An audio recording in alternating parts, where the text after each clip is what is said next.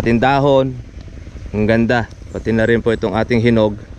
Ayan mga katribya, hindi po nalalaglag po sa puno.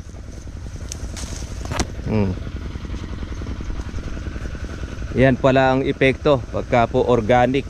Yun pong ating kalamansi, nakakapagpakintab po ng bunga. Ayan, imagine ninyo, makilis po nung ating bunga ng kalamansi. Ayan, nakakatuwa naman dahil bukod sa marami pong bulaklak, hindi po siya naglalagas. Ayan, kahit tagtag natin, ayan o, pagka sa mga synthetic natin, pagka tinagtag natin yung bulaklak, marami pong manalaglag na po dyan. Magandang umaga po sa inyo mga katribya at welcome po kayo sa aking YouTube channel. Kamusta na po kayong lahat? Na-miss ko po kayo. Matagal po tayo mga katribya pong hindi po nakapag-vlog at naging busy po tayo itong mga ilang araw na nagpa-visit po sa kanila pong mga farm, ang ating pong mga subscriber. Ngayon po mga katribya ay follow up po tayo ng ating pong pag-i-spray sa ating pong kalamansi. Ito na po mga katribya po yung ating 2 taon na mahigit na kalamansi natin dito sa tabing ilog. Ayan o, kabukadkad na po ng ating mga bulaklak. Nakalaylay na rin po yung bunga ng ating kalamansi. Kita na rin po mga katribya po yung ating mga maliliit po na mga buko. Ito follow up po yung ating ginagawa po mga spray dahil napakarami po niyang mga bulaklak. Tapos marami pa tayo pong bunga. Ito po yung organic fertilizer po ng ating isa sa ating pong kaibigan. Yung epekto sa kalamansi natin, napakaitim ng ating mga berde, pati na yung bunga, pati yung ating dahon. Ang ganda. Pati na rin po itong ating hinog. Ayan mga katribya, hindi po nalalaglag po sa puno.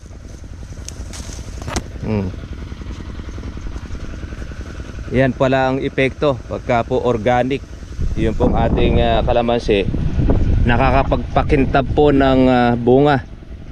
Ayan, imagine ninyo, makilis po nung ating bunga ng kalamansi. Ayan, nakakatuwa naman dahil bukod sa marami pong bulaklak, hindi po siya naglalagas. Ayan o, kahit tagtag natin, ayan o, pagka sa mga synthetic natin, pagka tinagtag natin yung bulaklak, marami pong manalaglag na po dyan. Pero ito sa atin, konti. Ayan, matibay po yung kapit. Hindi naman po nakakapagtaka kasi pati po yung bunga matagal na pong hinog hindi pa rin po matanggal po sa puno Yan po yung katangian po nung abono natin ginagamit na bago. Yan, para po doon sa ating pong mga subscriber, galing po tayo kahapon sa Bolinao, Pangasinan. Meron po doon isang malaking asindero. Gusto pong gumamit o sumubok ng pataba na organic. Gusto nila pong matesting. Kaya lang mga katribya, siyempre asindero po yun, hindi na po siya nagpakuha po sa camera, kaya hindi na rin po tayo nakapag vlog po doon sa lugar. Pero ganoon pa, manamit po natin yon, yung ating pong kaibigan dyan po sa Bolinao, Pangasinan. Nakakatuwa naman mga katribya po ang ating inaalagaan, kaya update po namin sa inyo na itong ating alaga mula po dun sa umpisa nating nilagyan ng ating abono plus tinubigan. Ito na po ngayon ang resulta. Sabi ko nga po sa inyo, talaga magtutukod tayo ng mga bunga. Kagaya niyan maliliit pa lang po yung kalamansi, isang damakmak na nakababa na siya. Ayan o, nangingitim po yung bunga ng ating kalamansi. Plus po yung ating pong bulaklak na namumuti naman. Malusog po ang bulaklak po natin. Kaya nakakatuwa dahil sulit. Samantalang ang atin naman po mga katribya pong ginagamit itong ating chargeable. Yan. Ito lang po ang ating pong pang spray. Hindi tayo gumagamit mga katribya po ng ating power spray dahil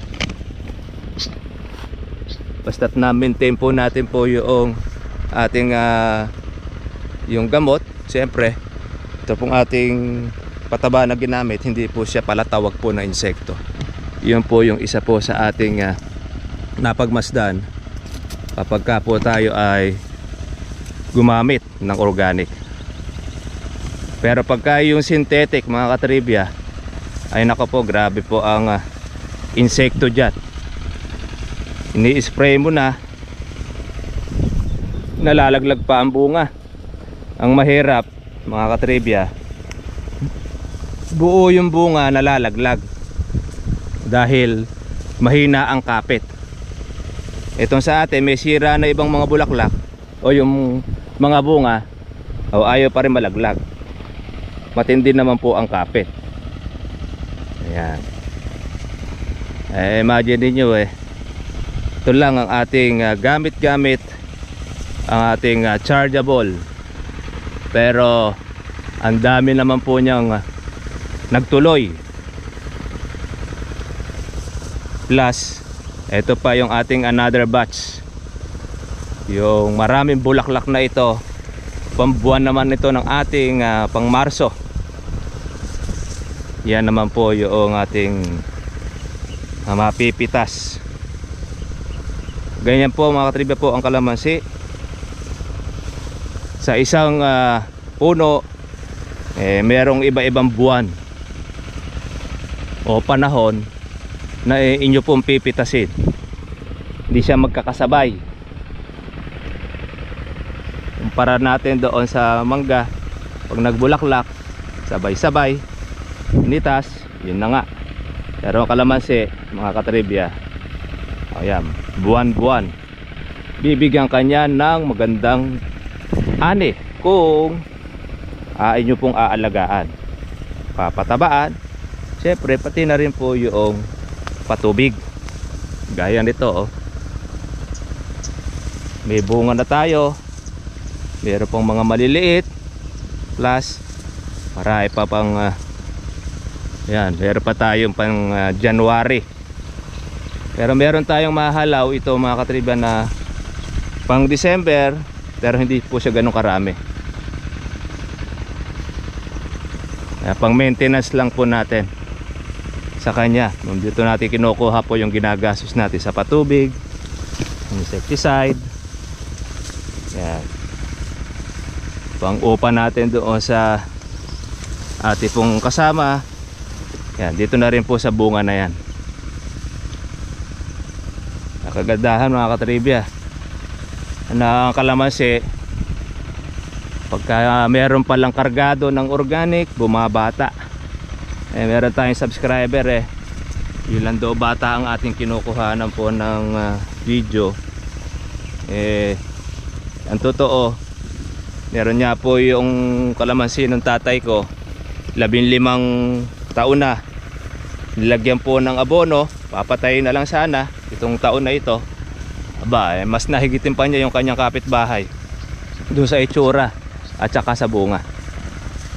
Yan naman po mga katribya, hindi naman po yan yung kayabangan, kundi bagkos mismo na rin po yung aking tatay, at ako na rin po ang nakakita mismo doon sa kanyang kalamansi. Nakita rin naman ninyo sa video yan, yun talagang pagkakaiba doon sa ginamitan po ng synthetic na pure kumpara doon sa organic. Malaki na rin po ang problema po ni Sir Marvin dahil Luzon, Visayas, Mindanao kumukontak sa kanya para mag-request ng kanyang abono. Problema lang po sa parte po ng Visayas at sa Mindanao ay mahirap pong ibiyahe yung pataba dahil mabigat. Pagka isisip po ninyo, matagal din, saka medyo malaki-laki po magagastos. Kaya gustong mag-request ng ating mga pa-farmers Visayas, Mindanao na makapag-contact po ng seminar, hindi lang po sa atin sa kalamansi, pati rin po doon sa pataba na gusto na rin po nilang baguhin yung synthetic na ginagamit. Lalo na pangunahin dyan yung ating Triple 14 na kung saan ay talagang marami po tayong mga farmers, malaki ang kanilang tiwala do sa pataba na yon. Pero itong ating pong gamit mga katribya ay sobra ang epekto doon sa Triple 14. Napakamahal pa nung triple. Ito ayan, kita ninyo mga katribya, kaya sulit Dalawang karga pa lang po tayo rito ng ating organic, pero ang bunga naman grabe. So, suson, sabi nga, meron pang bulaklak. Imagine niyo, marami ng bunga, marami pang bulaklak, saka nakakita ng kalamansi na ganito. Although kahit na marami pong bulaklak ang kalamansi ngayon, pero kukunin na lang po natin ito sa dami, saka sa hindi po siya maglulugas. Sarap po mga katribi po mag-alaga. Napakainam po mag-alaga ng kalamansi pagka ganito yung ating inaalagaan. Masusulit po ninyo. Mapagod man po tayo, mainitan, kung ganito ang magiging bunga at saka yung berde, sulit na sulit. Tingnan nyo, kaya hindi siya tatayog ang ating kalamansi, may bunga ang dulo. Pagka po nagkaroon po siya ng lumaki ang bunga, yumuyo ko, tapos maglalabas pa po siya ng mga sanga. Yan po ang technique natin sa pag-aalaga. Tutok lang tayo mga katribya. Talagang sa ating pong kalamansi, may failure dyan, may successful, nga. Pero pagka pinag-aralan po ninyo, pinag-practicean, matututunan din po natin. Kaya lang, wag lang po kayo mga katribi po mga maiinip, kasi minsan meron tayong mga kababayan hindi lang po napagbigyan doon sa kanilang gusto, ayun na, titirahin ka sa social media. Wala naman tayong kasalanan ginagawa madali lang naman po yon na yung ating ginagawa. Ayaw ng video, ayaw nyo ating pagtuturo, simple lang, skip ang video, wala pong problema. Kaya lang minsan ang nakapagtataka, comment ang comment po ng hindi po magandang comment, na keso ganun keso ganon, kung ano-ano. Nanonood naman ang ating vlog, gusto namang manood, ewan ko nga ba, baka parang napaglilihan po tayo noong iba natin mga subscriber, pang hindi kompleto kanyang araw hanggat hindi siya nakakapanood ng ating vlog. Sa isang banda maganda rin naman po yun, dahil syempre sa isang pelikula hindi nawawala ang kontra. Minsan yung kontra yun ang nagpapaganda sa isang pelikula. Kaya maraming salamat din sa ating pong subscriber sa ating basher, sa ating ginagawa pong pag-aalaga. Tuloy mo lang, no problem. Kaya lang ang mapapayo lang natin doon sa kanya, iwasan lang siya na maging mainitin, dahil baka siya po ay maatake.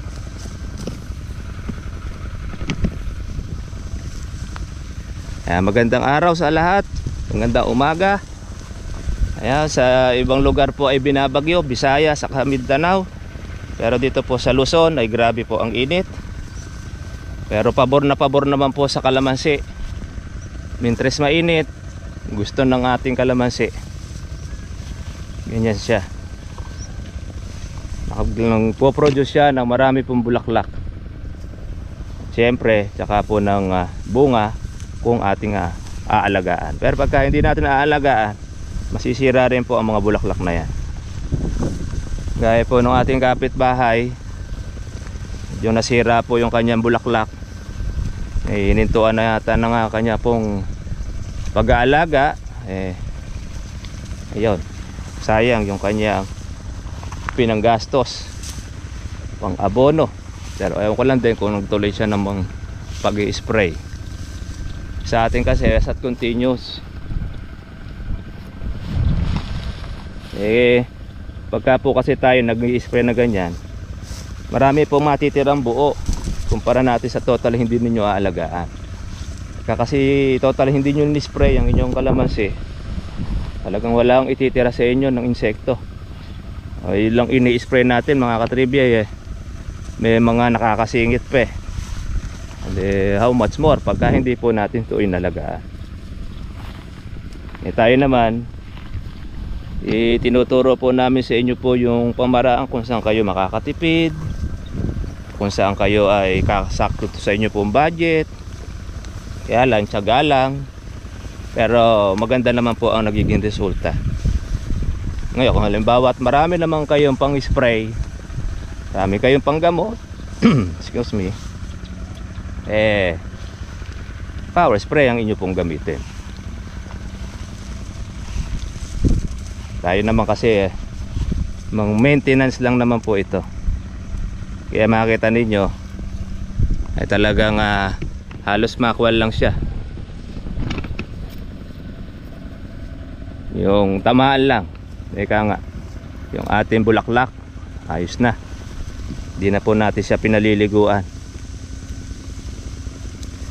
Kita naman ninyo po ang ating ginagawa. At saka yung bunga, marami. Para siyang pinower spray.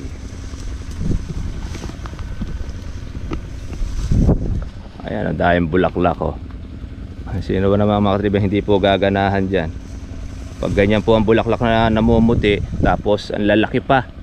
Ayan isang beses pa lang po tayo nakapagpatubig dito Eto na siya. Kasi meron tayong organic. Ayan, ang resulta, ang lalaki ng bulaklak. Tapos dark green ang kulay. Ito yung kalamansi natin nung nakaraan. Ito madilaw na itsura nito. Nung ating pong nalagyan ng ating organic, dark green na rin ang kanyang kulay. Sumunod na siya doon sa kulay ng mga kasama. Namumuti po sa bulaklak dahil mga bunga natin mga maliliit. Yun. Meron puno, grabe, mabilis humataw. Naman niya ngayon, marami siya ngayon bulaklak. Marami siya ngayon bulaklak bunga. Yan ang magkocontrol para hindi po siya tumayog. Ayan pandak.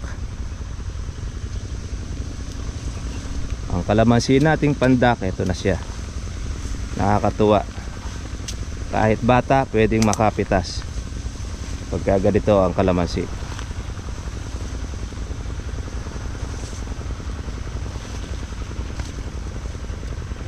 Dito tayo mga katribo dapat maagap. Pagka ganyang kabukahan ng bulaklak, wag po kayong papat lang ng inyong pag-i-spray. Pag kayo po ay pumatlang dyan, masisingitan kayo ng kalaban.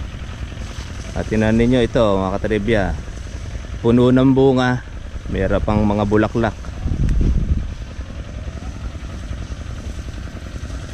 Marami po tayong pang January.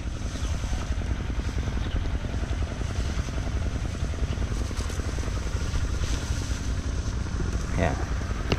Ang presyo po ng kalamansi ngayon mga katribya, para po doon sa mga nag-aabang, nanatili po doon sa 900 ang per bag.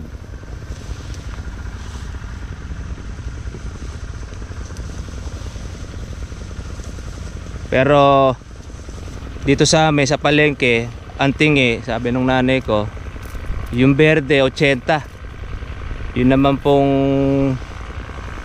dilaw 40. Grabe. Samantalang ang kuha naman po ay 900.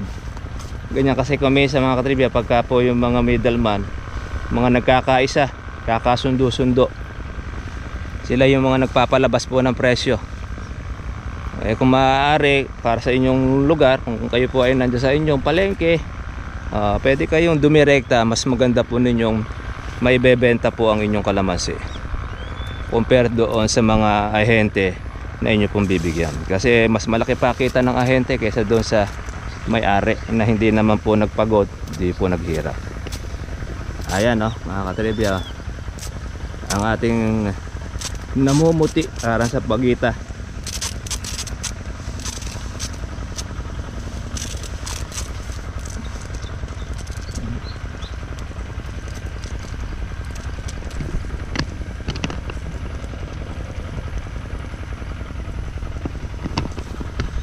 Ayun naman po ang aking pambayaw naman po ay nagpapatubig. Sila naman ang nagsabog ng kanilang abono, hindi sila sumabay po doon sa marami pong bulaklak. Ganun din naman po sa ating mga katribya, dahil minsan pag-aabutan na rin yan, ang kukuha na lang natin to sa dami ng bunga. Ano mang presyo ang abutan niya, wala po magiging problema. Importante, meron kang mapipitas. Nasa 5 karga po tayo rito sa ating kalamansi, tabing ilog. Nasa 400 na puno. Yan. Grabe. Pumuputi po yung bulaklak ng ating kalamansi. Tapos dahil pa siyang bunga. Yan. Tingnan po natin yung ating kapitbahay.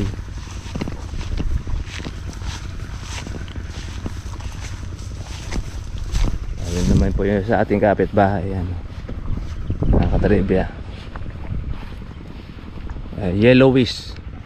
Ito sa atin ay dark green. Tanaman ninyo po yung laylay, tsaka po yung latag po ng dahon niya, malalapad. Yung dahon po ng ating kabila maliliit. Yan, ay makita nyo po yung kaibahan nung ginamitan ng organic at hindi. Ayan, hindi po parehas. Dito po sa matatanda niya, yellowish. Kaya ito po 7 taon na ito mga katribya, pero pandak pa rin yung ating kalamansi. 7 taon na ito, hindi pa nahahagdan dahil nakukuha na po pati yung taas. Ganyan po ang kalamansi. Sige, tayo po ay mag-spray pang muli.